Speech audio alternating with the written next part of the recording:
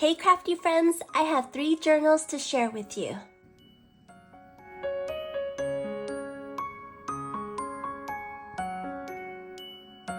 Hey everyone, it's Tammy and welcome back to my channel.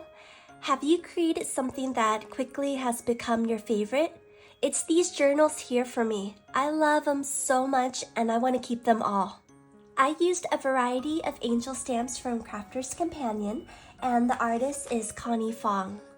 She has an Etsy store available and I'll link it down in the description box. I had a calling, I was inspired, however way you want to say it, but I was compelled to create something with angels. I colored these angels with alcohol markers and I also added stickles. I ink blended the edges using Hero Arts Core Ink in Soft Blossom, Passion Flower, and also wet cement, and I love the effect that it gave. These journals measure 5 inches by 8.5 with a ribbon closure.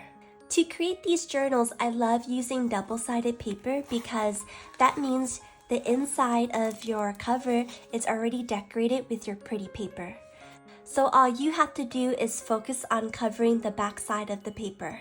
I coordinated my scraps and I love using contrasting colors. Here I use a little bit of the darker greens mixed in with the lighter colors. I did some paper tearing and I collaged all the papers to resemble an eclectic patchwork quilt. I followed the same technique for all of the journals. And again, I really love how it turned out. I would say that these are clean junk journals, if that makes sense. All of my papers are the same size, but I did use different types of papers. Here I printed on vellum.